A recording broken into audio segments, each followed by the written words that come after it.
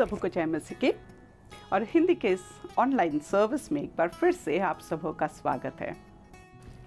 एक बालक सड़क के किनारे एक हाथ में कटोरा और दूसरी हाथ में एक साइन बोर्ड लिए बैठा था। उसके साइन बोर्ड में लिखा था कि मैं अंधा हूँ।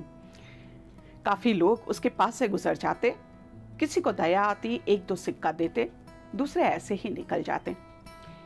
तभी वहाँ से एक व्यक्ति गुजरते हैं और वो साइन बोर्ड लेते हैं, उसमें कुछ बदलाव करके और वहाँ से चले जाते हैं।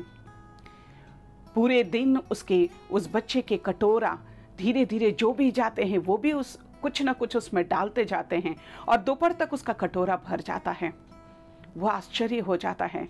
इतने में उसे फिर उसी व्यक्ति के कदमों की आहट सुनाई देती है। वो उन्हें पुकार कर कहता है कि आपने मेरे साइन बोर्ड में क्या सुधार किया। उन्होंने कहा, मैंने उसमें कुछ नहीं सुधारा, जो तुमने लिखा था वही सच्चाई मैंने भी लिखी थी, बस थोड़ा बदल के लिखा। मैंने लिखा कि आज का दिन कितना सुंदर है, पर मैं इसे नहीं देख पाता। कितना ही सच्ची बात है, कितना ही सच्चाई है इसमें कि हम कभी कभी नहीं देख पाते हैं कि प्रभु हमारे जीवन में कितने कार्य करते हैं। आज लोगों को ऑक्सीजन की कमी है, पर हम अपने घरों में कितनी आसानी से श्वास ले रहे हैं। आज लोगों को कितनी बातों की समस्याएं हैं, कितनी मुश्किलें हैं, कितनी परेशानियां हैं, लेकिन प्रभु ने हम सबों को उन बातों से अलग रखा है। अगर ज़रूरत पड़ती भी है, जब हम समस्या में घिरते भी हैं, परमेश्वर अपनी सामर्थ से, अपनी करुणा से हमें अपने हाथों में उठाए लेते हैं। हालेलुया। तो आइए, आज का दिन यहोवा ने बनाया है, हम इसमें आनंदित हों। प्रभु के आंगनों में स्तुति करते हुए, उनके फाटकों में गीत गाते हुए प्रवेश करें। आइए हम सब मिलकर धन्यवाद के साथ प्रभु की आराधना में जाएं।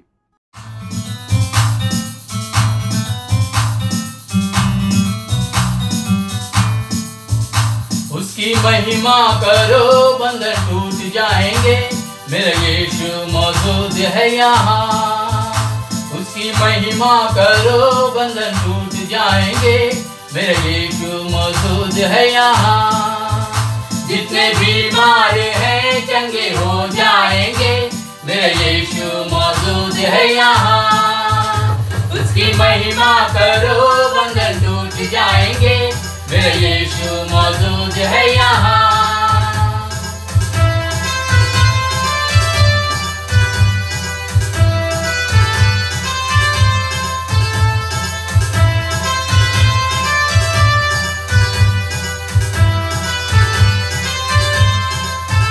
ना तू कमजोर हो, तेरी ताकत है वो तेरा हौसला, तेरी हिम्मत है वो। ना तू कमजोर हो, तेरी ताकत है वो तेरा हौसला, तेरी हिम्मत है वो, तेरी हिम्मत है वो।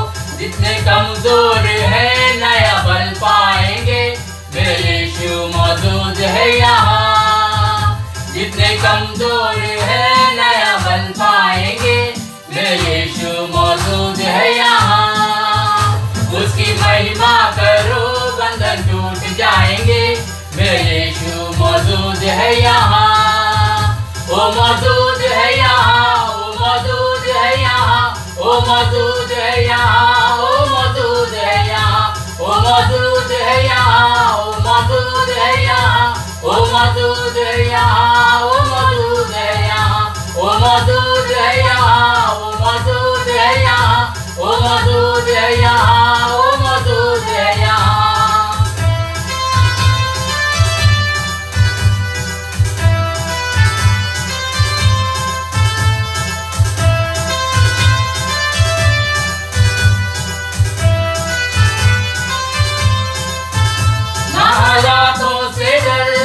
विश्वास कर, वो वफादार है, थोड़ा रख तू सबर। ना हालातों से डर, थोड़ा विश्वास कर, वो वफादार है, थोड़ा रख तू सबर, थोड़ा रख तू सबर। तेरे जितने रुके काम हो जाएंगे, मेरा यीशु मौजूद है यहाँ।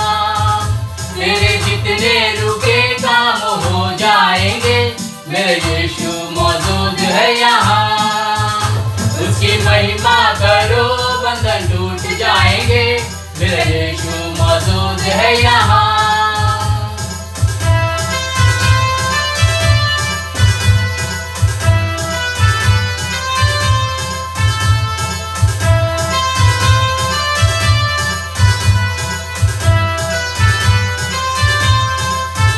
वो है जिंदा खुदा, वो है सबका खुदा, उन नजदीक है ना वो तुझसे जुदा।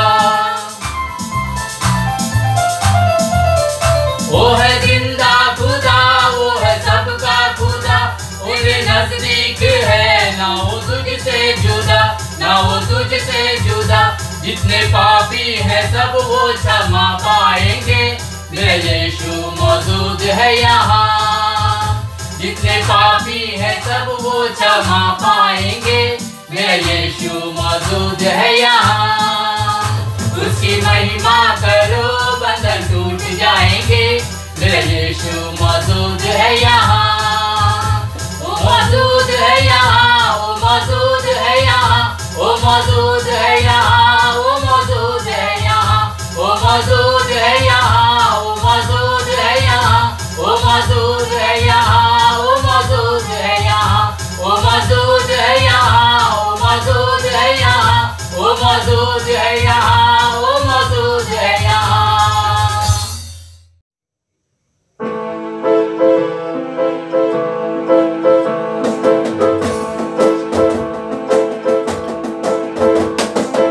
आराधना आराधना आराधना तेरी आराधना, आराधना आराधना आराधना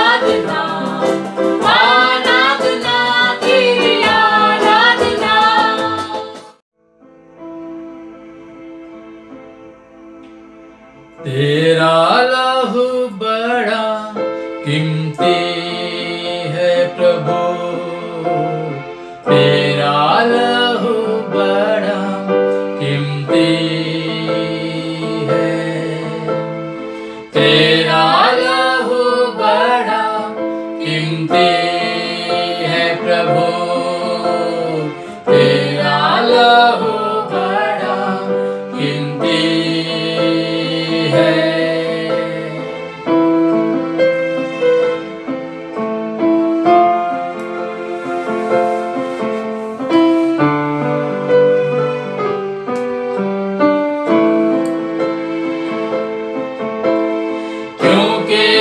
लहू में जो ताकत है जिसे हम पाते हैं छुटकारा, क्योंकि उस लहू में जो ताकत है जिसे हम पाते हैं छुटकारा, तेरा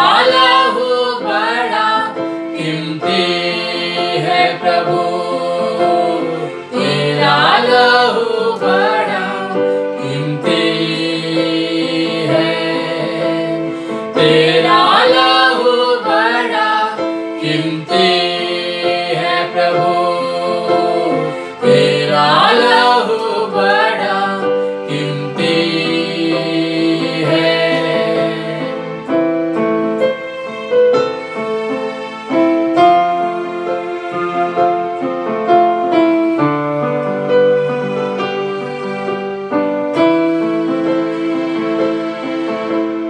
तूने वो लहू बहाया है सारी दुनिया को बचाया है, तूने वो लहू बहाया है सारी दुनिया को बचाया है, कभी तूने किसी से न कुछ मांगा, कभी तूने किसी से न कुछ चाहा, कभी तूने किसी से न कुछ मांगा, कभी तूने किसी से न कुछ चाहा, तेरा लहू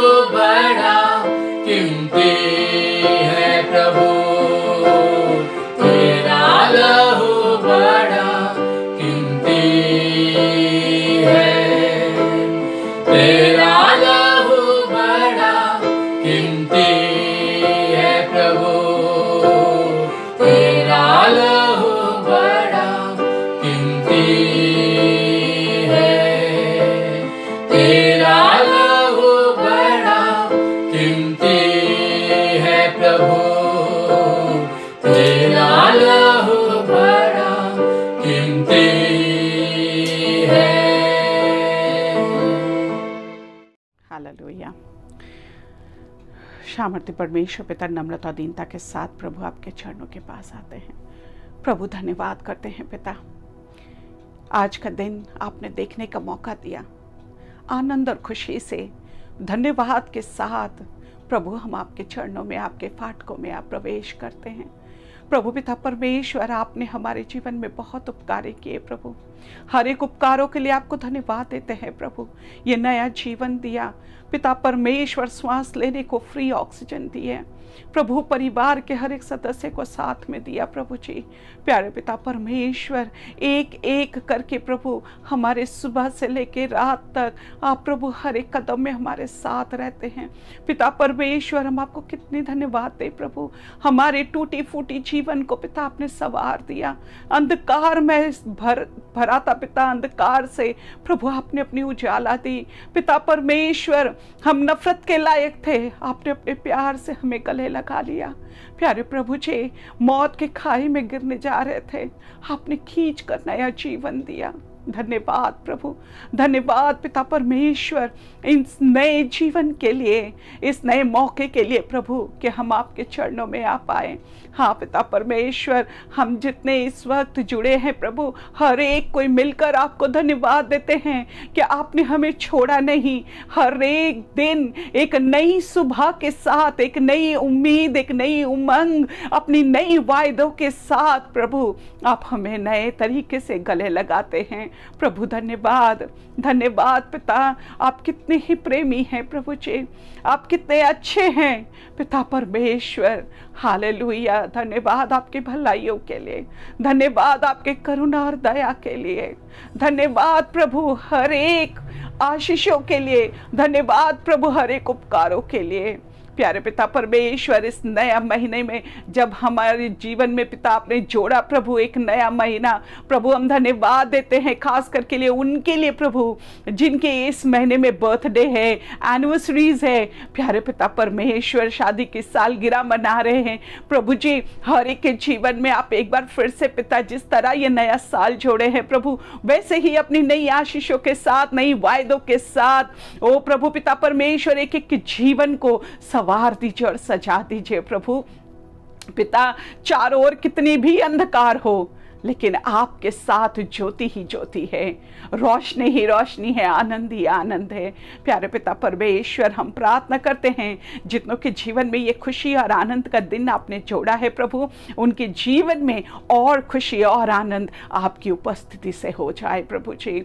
ओ पिता परमेश्वर, हम प्रार्थना करते हैं प्रभु पिता परमेश्वर, जितने इस वक्त ऑनलाइन जुड़े हैं हर एक के घरों में आपकी अनुग्रह, आपकी आशीष पिता, आपकी उनकी बारिश हो जाए प्रभु। ओ प्यारे पिता परमेश्वर, हर एक की जरूरतें पूरी हो प्रभु। ओ हालेलुया, यीशु नाम से प्रभु हम प्रार्थना करते, अगर कोई बीमार है वो चंगाई पाए। हम प्रार्थना करते पिता परमेश्वर, अगर उनके घर में कोई समस्या है यीशु नाम से आज वो सुलझ जाए। हालेलुया, हम प्रार्थना करते अगर किसी के घर में कोई कमी है प्रभु, आज उसके घर में भरपूरी हो। हालेलुया पिता परमेश्वर, हम धन्यवाद देते हैं जितने इस वक्त जुड़े हैं प्रभु, हर एक के जीवन में आपके अनुग्रह और शांति के लिए। प्यारे पिता परमेश्वर, हम प्रार्थना करते हैं हमारे पासवान के लिए, अपनी अभिषेक से पिता परमेश्वर उन्हें भरपूरी कीजिए। ओ प्यारे प्रभु जी, जब वो अपने आपके वचन को हमारे बीच लाते हैं, वो जीवन का रोटी जो हमें खिलाते हैं पिता परमेश्वर, अपनी अनुग्रह और अपनी आशीष से अपने बेटे के जीवन को भरिए प्रभु, उनके द्वारा उनके पूरे परिवार में अपनी आशीष रखिए। और पिता परमेश्वर, जब वो आपकी वचन को हमारे बीच लाते हैं पिता, हर एक कान जो सुनते हैं आज प्रभु जी, हर एक हृदय जो उसे ग्रहण करते हैं आज प्रभु, हर एक लोग जो पिता परमेश्वर जिनकी आंखें आज इन वचनों को पढ़ेंगे प्रभु जी, हर एक के जीवन में एक नई पिता परमेश्वर रोशनी, एक नया आशा जुड़ जाए प्रभु। हालेलुया प्यारे पिता परमेश्वर, हम प्रार्थना करते हैं हमारे जी मिशन के लिए, हम प्रार्थना करते हैं हर एक कलीसियाओं के लिए, हम प्रार्थना करते हैं कलीसिया के हर एक मेंबर के लिए प्रभु। आज का दिन उनके जीवन में बहुत ही आनंद और खुशी का दिन हो प्रभु। हर एक के जीवन में आप अपनी चंगाई, अपनी आशीष और अनुग्रह भर दीजिए पिता, हर एक पर प्रभु आपकी दया दृष्टि हो। हालेलुया प्यारे पिता परमेश्वर, हम आज के इस दिन को, इस समय को और हर एक जो जुड़े हुए हैं प्रभु, अपनी आत्मा, देह और मन आपकी मर्जी में, आपकी लहू में समर्पित करते हैं। दया से हमें ग्रहण कीजिए, हमारी प्रार्थनाओं को उत्तर दीजिए यीशु नाम से, आमीन आमीन आमीन। Praise the Lord, hallelujah. परमेश्वर को धन्यवाद देते हैं कि एक बार फिर से हम और आप परमेश्वर के सामने, परमेश्वर के समक्ष हम लोग उपस्थित हैं। और हमारा अभिप्राय, हमारा उद्देश्य सिर्फ एक ही है कि हम परमेश्वर की आराधना करें। जब हम उसकी आराधना करते हैं, आत्मा और सच्चाई से करते हैं, और जब हम आत्मा और सच्चाई से उसकी आराधना करते हैं, तो हम चाहे जहाँ पर भी हों, जैसे भी हों, हम परमेश्वर से मिल सकते हैं। आज हमने रखा है वर्चुअल प्रभु भोज का दिन को भी, पहला इतवार है इस महीना का, और हम सभी जहाँ पर भी हैं, मैं चाहूँगा कि आप अपने साथ ग्लास में किसी भी चीज़ का जूस आप रख सकते हैं साथ में तैयार, और साथ ही एक प्लेट में परिवार में जितने जन हैं कम्युनियन प्रभु भोज लेना चाहते हैं, मे बी कोई एलिमेंट ले सकते हैं प्रभु भोज के लिए, चाहे रोटी का टुकड़े हो, चाहे बिस्किट हो, आप उसको आप तैयार करके रख सकते हैं कि जब हम प्रभु भोज का समय आए तो एक साथ हम जहाँ पर भी हैं, हम हैं सो परमेश्वर की उपस्थिति में हम भोज को ले सकें। हालेलुया। इस हफ्ते में कई लोग गुजर गए, परमेश्वर के पास चले गए, इस दुनिया को छोड़ गए, परंतु हम और आप परमेश्वर को धन्यवाद देते हैं। सामने जो कुछ भी है, हम प्रभु के अनुग्रह से, परमेश्वर की सहायता से, परमेश्वर के बल को पाते हुए हम और आप आगे बढ़ते जाएं। चलिए हम कुछ देर के लिए परमेश्वर के वचन से हम और आप देखें उत्पत्ति की पुस्तक और उसके 3 अध्याय और 8 और 9 पद। और जब इस भाग को हम पढ़ते हैं, बहुत ही खूबसूरत बगीचे का निर्माण परमेश्वर ने किया था। बहुत ही खूबसूरत बगीचा था और सब प्रकार के फूल पौधे, फल पौधे वहाँ पर मौजूद थे। हरियाली थी, सुंदर वातावरण था, पक्षियाँ थे, सारे प्रकार के जीव जंतु थे। और उसी के बीच में परमेश्वर ने एक मनुष्य को अपने स्वरूप में रचा था और उसका नाम आदम रखा था। परमेश्वर ने आदम को अपने स्वरूप में रचा और उस बगीचे में रखा। परमेश्वर ने उसके लिए जीवन साथी का भी इंतजाम किया और हवा उसकी पसली से बनाई गई और उस बगीचे में परमेश्वर ने उसकी साथी को भी रखा। कहना चाहिए आदम की जीवन साथी। और परमेश्वर ने इन दोनों से यही कहा था, पूरी पृथ्वी तुम्हारी है, पूरा बगीचा तुम्हारा है, सारे पेड़ पौधे तुम्हारे हैं, तुम इसकी देखभाल करना। परमेश्वर ने एक बड़ा उत्तरदायित्व इनके कंधों पर दिया कि सारी सृष्टि की देखभाल ये करें। पर इसके साथ साथ एक शर्त भी परमेश्वर ने लगाया था कि एक पेड़ है, उसके फल को तुम मत खाना। परंतु हम और आप पढ़ते हैं कि परमेश्वर ने जो कहा था, इतनी खूबसूरत बगीचे का निर्माण करें, एक सुंदर सा जगह परमेश्वर ने मानव जाति को दिया था। उस मानव ने, उस आदम ने परमेश्वर की इच्छा को बरकरार नहीं रखा और परमेश्वर की इच्छा के विरुद्ध उसने काम की। और जब परमेश्वर की इच्छा के विरुद्ध में जब उन्होंने काम की, उनको एहसास हुआ कि अब वे नंगे हैं और वे अपने आप को छिपा लिए। और परमेश्वर जब उस बगीचे में आता था, कितनी अद्भुत बातें हैं ना, कि परमेश्वर उस बगीचे में आता था। उस बगीचे को देखे तो सिर्फ 3 ही जन उस बगीचे में थे, आदम, हवा और परमेश्वर। और परमेश्वर जब आता है तो परमेश्वर देखता है आदम और हवा वहां पर नहीं है, और इसीलिए परमेश्वर पूछता है। 8वें और 9वें पद को जब पढ़ते हैं, यहोवा परमेश्वर जो दिन के समय वाटिका में फिरता था, शब्द को सुनाई दिया और आदम और उसकी पत्नी वाटिका के वृक्षों के बीच यहोवा परमेश्वर से छिप गए।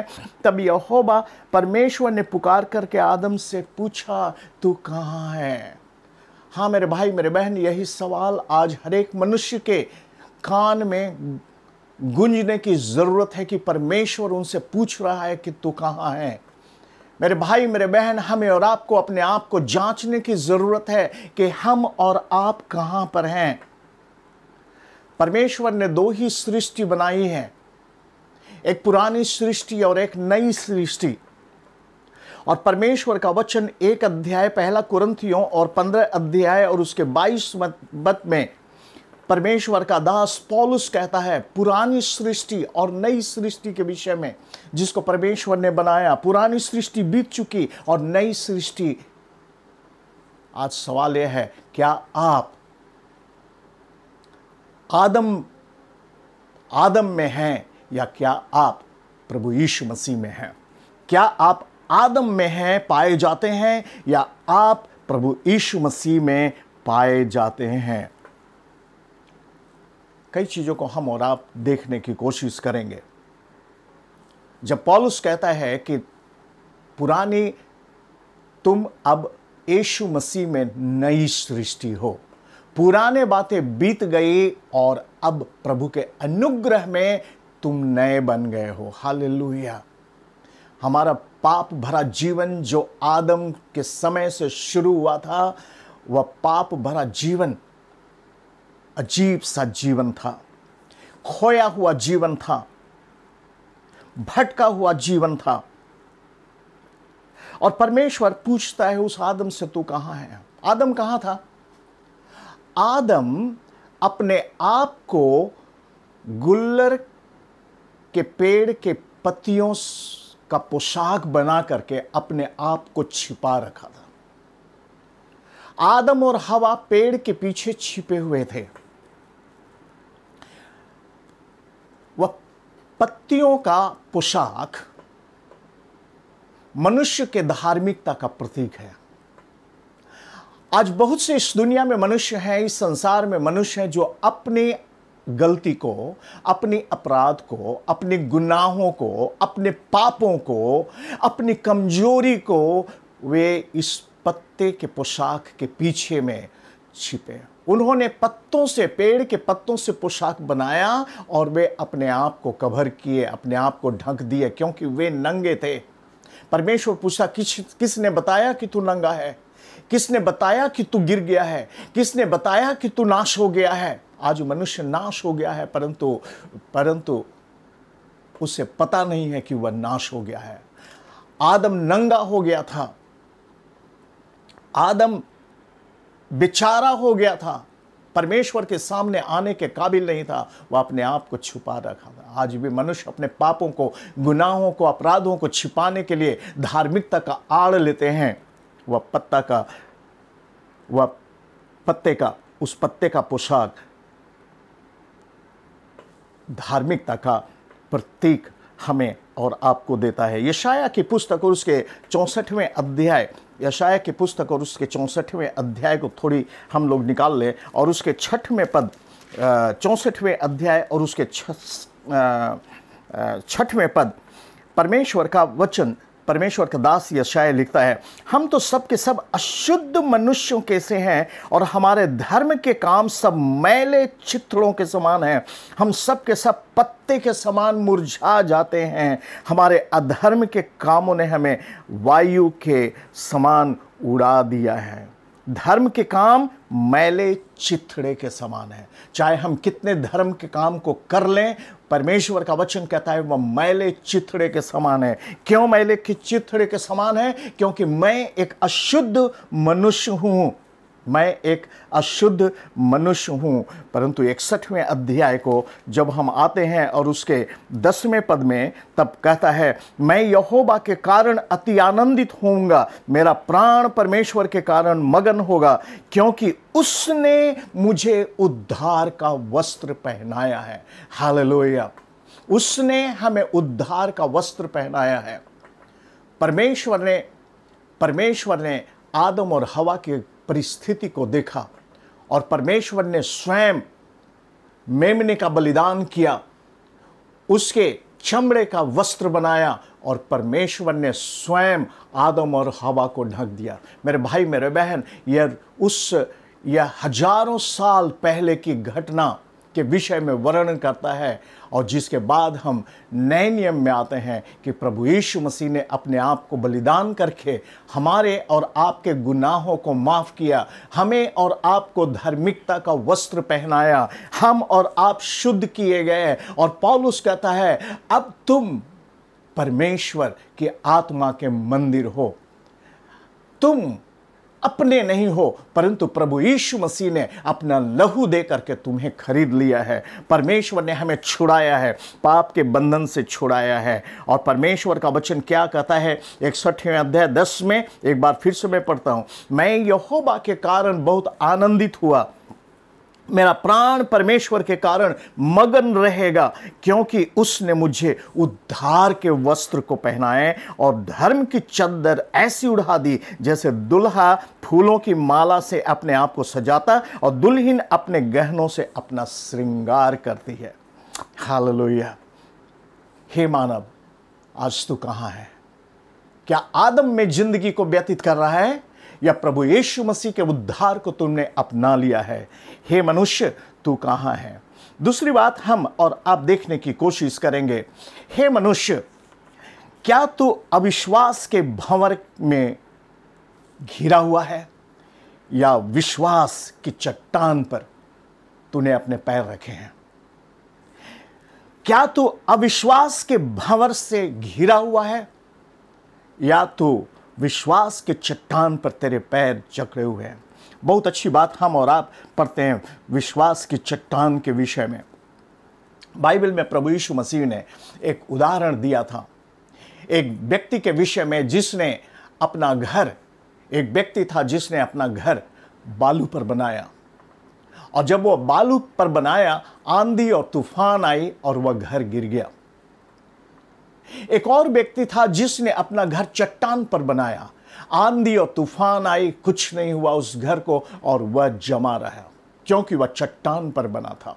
मेरे भाई मेरे बहन, आज हम और आप, हमें और आपके अपने आप में पूछने की जरूरत है कि क्या हम और आप अविश्वास के भंवर में फंसे हुए हैं? चारों तरफ जब हम अपनी आंखों को दौड़ाते हैं, अविश्वास की भावनाओं फैली हुई है। मनुष्य का भरोसा परमेश्वर से हटते गया है, और या तो मनुष्य का भरोसा ऐसे परमेश्वर पर है जो जिंदा परमेश्वर नहीं है, और यूं कहना चाहिए कि ऐसे परमेश्वर पर है, मनुष्य पर है परंतु परमेश्वर पर नहीं है जिसने उसको सृष्टि की। ऐ मानव, तू कहां फंसा हुआ है? तू कहां है? हम और आप अच्छी तरह से जानते हैं उन चेलों के विषय में। प्रभु यीशु मसीह ने कहा कि जर्दन के उस पार जाओ, और चेले उस पार जाने के लिए तैयार हुए। प्रभु यीशु मसीह भी उनके साथ गए और नाव चली, और नाव जब चलने लगी, प्रभु यीशु मसीह नाव के नीचे डेक में सो रहे थे और चेले लोग ऊपर के डेक में थे, और मालूम हुआ कि बहुत आंधी और तूफान आए। और जब आंधी और तूफान आए, सारे के सारे चेले डर गए। उस नाव में जितने लोग थे सब परेशान हो गए कि अब हम लोग मारे जाएंगे, हम लोग मारे जाएंगे। और प्रभु यीशु मसीह को उन्होंने जगाया और पूछा कि तुम्हें चिंता नहीं है कि हम लोग मारे जा रहे हैं और तू सो रहा है? प्रभु यीशु मसीह की चिंता नहीं थी, क्योंकि वे जानते थे वे परमेश्वर स्वयं हैं, वह निश्चिंत थे। और प्रभु यीशु मसीह ने उनसे कहा, हे अल्पविश्वासियों, मैं कब तक तुम्हारे साथ रहूंगा? हे अल्पविश्वासियों। मेरे भाई मेरे बहन, जब हम अपने आप को विश्वासी कहते हैं तो हमें और आपको परमेश्वर पर भरोसा रखने की जरूरत है। क्या हम भंवर में फंसे हुए हैं? क्या हम अविश्वास के भंवर में फंसे हुए हैं? क्या अविश्वास के तूफान और आंधी में हम फंसे हुए हैं? क्या हम तरह तरह की घटनाएं, दुर्घटनाओं के शिकार में हम फंसे हुए हैं? मेरे भाई मेरे बहन, परमेश्वर का वचन कहता है तू उस पर विश्वास रख, और परमेश्वर जो हमारी जिंदगी में जो कुछ भी करता है वह हमारी भलाई के लिए करता है। रोमियो 8:28 में पौलुस, परमेश्वर का दास, कहता है परमेश्वर हमारे जीवन में हर एक बातें, जो उस पर विश्वास करते हैं, जो उस पर भरोसा रखते हैं, प्रभु का वचन कहता है उसके जीवन में सब बातें मिलके भलाई को उत्पन्न करती है।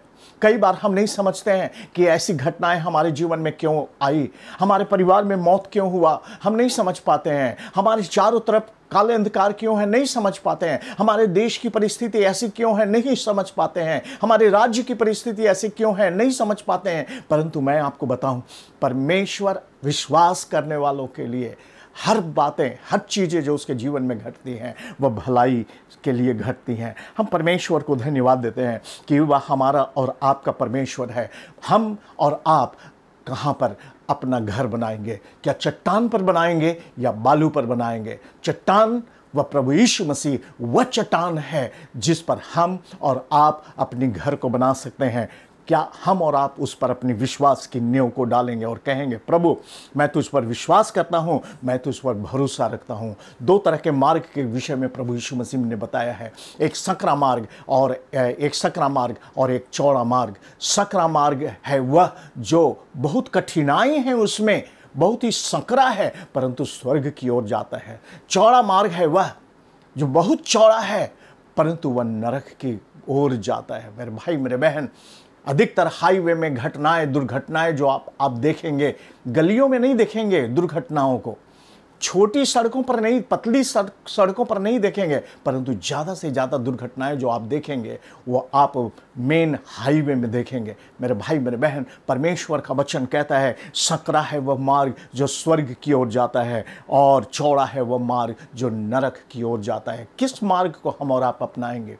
परमेश्वर हमसे पूछ रहा है, हे मानव तू कहाँ है? और तीसरी बात, परमेश्वर हमसे पूछ रहा है कि हम कहाँ हैं। परमेश्वर आपसे पूछ रहा है कि आप कहाँ हो।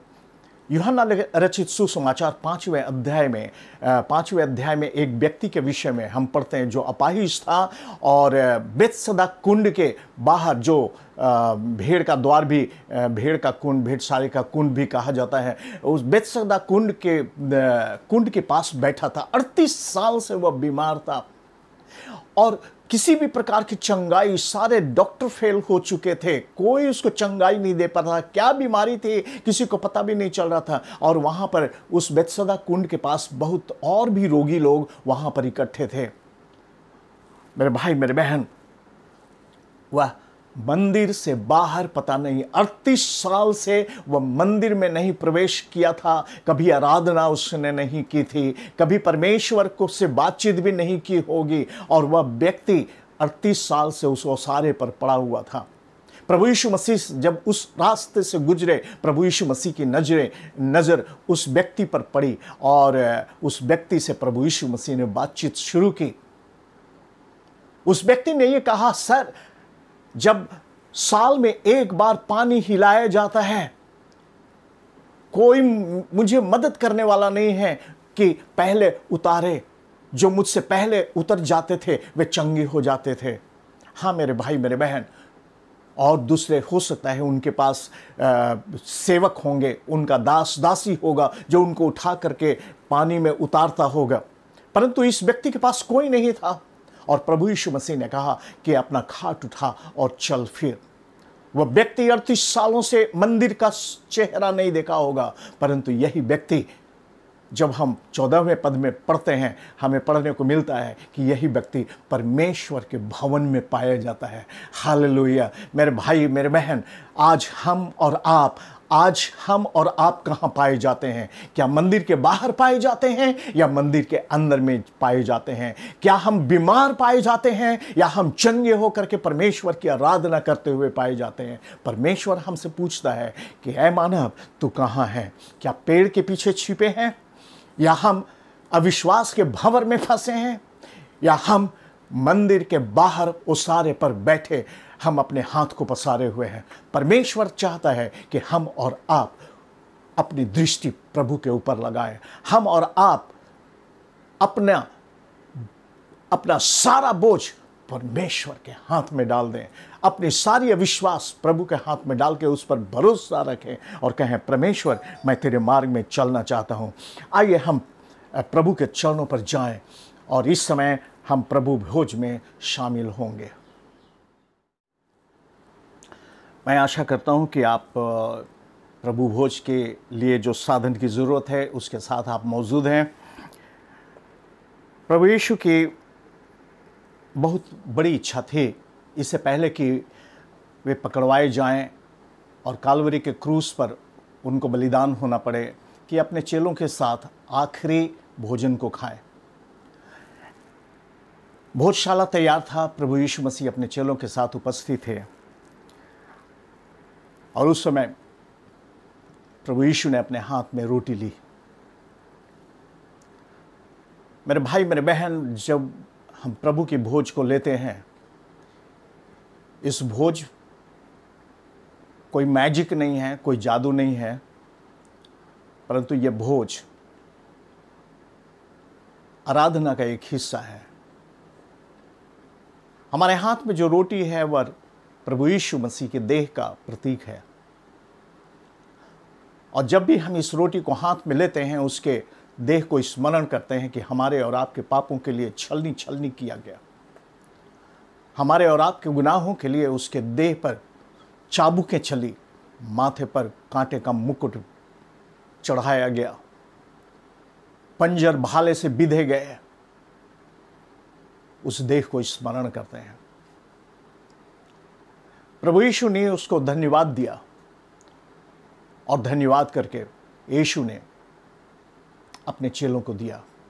आइए हम प्रार्थना करें और इसके लिए हम परमेश्वर को धन्यवाद दें। प्रभु यीशु, हम धन्यवाद करते हैं, तूने हमारे ज़िंदगी को बचाने के लिए प्रभु उस कालवरी के क्रूस पर अपने जीवन को बलिदान किया है। प्रभु, हम तुझे धन्यवाद करते हैं कि तू हमारा परमेश्वर, तू हमारा जीवन दाता है। और प्रभु जी, हम इस रोटी को तेरे हाथ में समर्पण करते हैं, तेरी आशीष को मांगते हैं। जब तेरे लोग इसको ग्रहण करें प्रभु, तुझसे विनती करते हैं कि इस पर तू आशीष दे। और प्रार्थना के पश्चात प्रभु यीशु ने अपने चेलों को देते हुए कहा, लो इसमें से खाओ, यह मेरी देह है। आइए एक साथ हम इसे ग्रहण करें।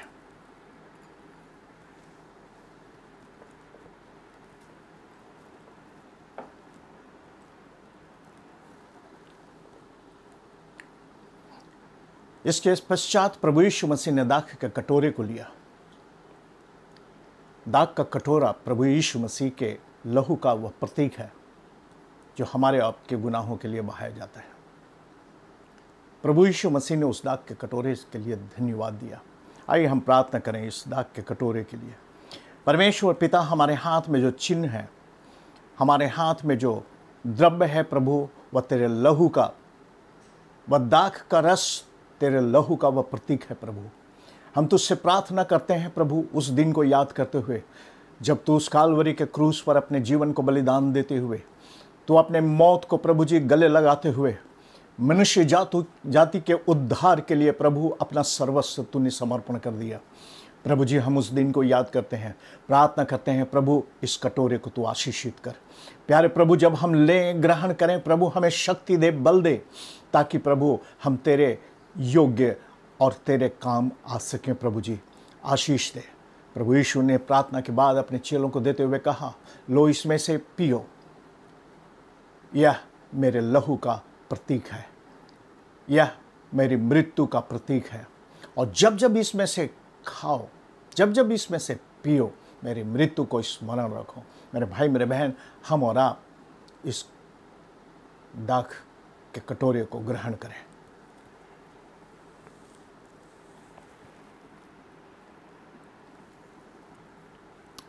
Hallelujah, hallelujah. तेरी स्तुति करते हैं परमेश्वर, तेरी बड़ाई, तेरी प्रशंसा करते हैं प्रभु जी। Hallelujah, hallelujah. हम परमेश्वर को धन्यवाद देते हैं। हम इस योग्य नहीं हैं कि परमेश्वर के चरणों पर, परमेश्वर के कदमों पर, परमेश्वर के साथ हम भोजन खा सकें, परंतु प्रभु यीशु मसीह ने इस योग्य बनाया। उसने उद्धार के वस्त्र से हमें सुशोभित किया, हमें एक पवित्र, हमें और एक बहुत ही अद्भुत दुल्हन के समान हमें सजाया है। प्रभु जी, हम तुझे धन्यवाद करते हैं। तू महान परमेश्वर है प्रभु। प्यारे परमेश्वर, हम तुझसे प्रार्थना करते हैं, हमारे ज़िंदगी को तू अपने हाथ में ले और प्रभु जी तू अपने आशीष दे। प्यारे परमेश्वर, हम प्रार्थना करते हैं विशेष करके हर एक भाई बहनों के लिए जो इस हफ्ते में बीमार थे, परमेश्वर ने तूने उनको छुआ और चंगाई दिया। और प्रभु जो बीमार अभी भी हैं प्रभु परमेश्वर, तेरी तुझसे प्रार्थना करते हैं, तू उनको छू और तू उनको पूरी रीति से चंगाई दे पिता। प्यारे परमेश्वर, तू अपने लोगों को हिफाजत कर प्यारे प्रभु जी। ओ परमेश्वर, हम प्रार्थना करते हैं विशेष करके प्रभु खतरानी फैमिली के लिए। प्यारे परमेश्वर, प्रभु तू अनुग्रह कर उस परिवार पर, और परमेश्वर तू अपने लहू में उनको छिपा करके रख। प्यारे प्रभु आशीष दे, अनुग्रह दे, तू अपनी शांति और अपनी तसल्ली दे। सीमा आज हमारे बीच में नहीं है, परंतु परमेश्वर तुझसे प्रार्थना है उस परिवार के, उनके बच्चों को, उनके पति को प्रभु तू अपने दया और अनुग्रह और शांति की भरपूरी में उनको रख। सारी आदर महिमा देते हैं पिता। प्रभु जी, हम प्रार्थना करते हैं प्यारे परमेश्वर, जब हम आराधना से हम इस आराधना से अपने अपने स्थानों में जाते हैं, दुआ मांगते हैं प्यारे प्रभु, तो अपनी आशीष हम में से हर एकों के ऊपर रख, अपने लहू में छिपा करके रख। हमारे बच्चों पर, हमारे जवानों पर तेरी आशीष हो, उनके जीवन की आवश्यकताओं को तू पूरा कर। प्रभु जी, सारी आदर महिमा देते हैं। अपने देश को एक बार फिर से हम अपने देश के, अपने राज्य के, अपने शहर को तेरे हाथ में समर्पण करते हैं। प्रभु, तो हमारे राज्य, हमारे देश, हमारे शहर को आशीषित कर। और प्यारे प्रभु, विशेष करके जो वैक्सीनेशन ड्राइव चल रहा है, उसको सुचारित रूप से चलने में तू ही सहायता कर। प्यारे प्रभु, दया कर परमेश्वर, हर एक हमारे कर्णधारों पर, नेताओं पर, हमारे अधिकारियों पर, हर एक पर तू तेरी पवित्र आत्मा की चालना हो, आशीष दे, अनुग्रह तो प्रदान कर। और प्यारे प्रभु, तेरी इच्छा पूरी हो। हमारे देश को आशीष दे प्रभु, और एकमात्र तू ही हमारे देश को आशीष दे सकता है। सारी आदर महिमा के साथ प्रार्थना को प्रभु तेरे हाथ में समर्पण करते हैं। प्रभु यीशु मसीह के नाम से मांगते हैं, सुन और ग्रहण कर। आमीन, आमीन, आमीन। सर्वशक्तिमान परमेश्वर पिता का प्रेम, प्रभु यीशु मसीह का अनुग्रह, पवित्र आत्मा की सहभागिता और संगति हर एक भाई और बहन पर अब और बराबर बनी रहे। आमीन। परमेश्वर आशीष दे और परमेश्वर की उपस्थिति आपके साथ हो। एक दूसरे के लिए प्रार्थना करते रहें, और जब हमारे पास किसी भी प्रकार की विनती आती हैं, हमारे व्हाट्सएप में आप डाल दें, ताकि हम और आपके लिए प्रार्थना करते रहें। हमारे प्रार्थना टीम आपके लिए, कोई ना कोई आपके लिए ज़रूर प्रार्थना कर रहा है। सो निराश ना हो, परेशान ना हो। और दूसरी बात यह है कि आप अपना दान दशवांश सबको सुरक्षित रखें, और जब हम ऑन साइट आते हैं, जब हम अपनी आराधना शुरू करते हैं, आप वहाँ पर डाल सकते हैं। यदि ऑनलाइन में आप देना चाहते हैं, तो ऑनलाइन में आप अपना दान दशवांश भेज सकते हैं, जो आपके स्क्रीन पर ऑनलाइन का लिंक दिया गया है। परमेश्वर आपके साथ है। प्रभु आपको आशीष दे, अनुग्रह से परिपूर्ण कर। अगले हफ्ते में फिर से हम ऑनलाइन में मिलेंगे। God bless you.